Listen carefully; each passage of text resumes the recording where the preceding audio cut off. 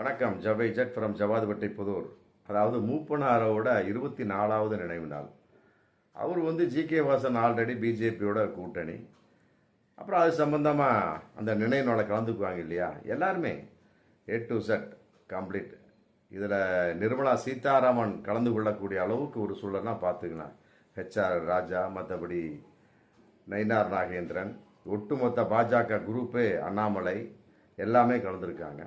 அதோட அதிமுக எடப்பாடி பழனிசாமி, மற்றபடி பழைய அதிமுக முன்னாள் அமைச்சர்கள், அதிமுக கும்பலும் அப்படியே கலந்துருக்கிறாங்க.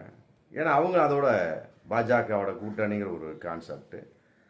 மற்றபடி இதில் தேமுதிகவோட LK சுதீஷ் எதற்காக கலந்து கொண்டார் அப்படிங்கிறது இன்னைக்கு மிகப்பெரிய ஒரு கேள்விக்குறியாக போயிட்டு இருக்கு. ஏன்னு கேட்டால் அந்த நினைவு நாள் கூட்டத்தில் G.K. வாசன் பேசிய பேச்சு ரொம்ப இன்னைக்கு வைரலாக போயிட்டு. என்ன பேசுகிறார் அப்படின்னா, அதாவது கூட்டணியை உறுதி செய்யும் வகையில் கலந்து கொண்டுள்ளீர்கள், 2026 மாற்றத்தின் அடித்தளம் ஒற்றுமையுடன் செயல்படுவதே அப்படின்னு பேசியிருக்கார். அதான் புரியல.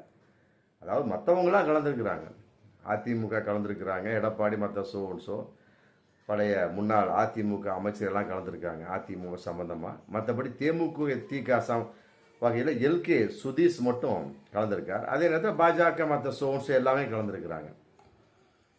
ஆனால் G.K. வாசன் பேசிய பேச்சு என்ன அப்படின்னா, அதாவது கூட்டணியை உறுதி செய்யும் வண்ணமாக நீங்கள் கலந்து கொண்டுள்ளீர்கள், மகிழ்ச்சி அப்படிங்கிற மாதிரி ஒரு பேச்சு வரக்கூடிய சமயத்தில் தேமுதிக LK சுதீஷ் கலந்து கொண்டிருக்கிறார் அப்படின்னா எதன் அடிப்படையில் கூட்டணி அப்படிங்கிறது மிகப்பெரிய ஒரு கேள்விக்குறியாக போயிட்டு இருக்கு. ஆல்ரெடி ஸ்டாலினை பிரேமலதா சந்திச்சாச்சு. மற்றபடி முன்னால் ஒரு அதிமுக பிரமுகர் லாட்ஜை சந்திச்சப்பே கேட்டாங்க, நீங்கள் எங்கள் அதிமுகவோட கூட்டணியை சேர போகிறீங்களா அப்படின்னு கேட்டாங்க. ஆனால் இன்னைக்கு G.K.